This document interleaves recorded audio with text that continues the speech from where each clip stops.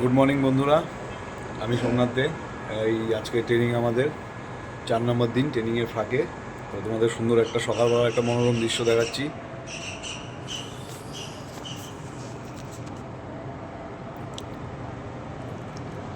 বন্ধু, পাহাড়গুলি দেখতে পাচ্ছ, ওই পাশটা পড়ে গেল টোটাল দার্জিলিং। আর ওই যে সাদা যে পাহাড়টা দেখতে পাচ্ছ, ওটা সূর্য উঠলে আরও ভালো দেখতে পারবে। ওটাই হচ্ছে কাঞ্চনজঙ্ঘা। আশা করি দেখতে পাচ্ছ। দেখো কি সুন্দর মনোরম প্রাকৃতিক দৃশ্য একটা।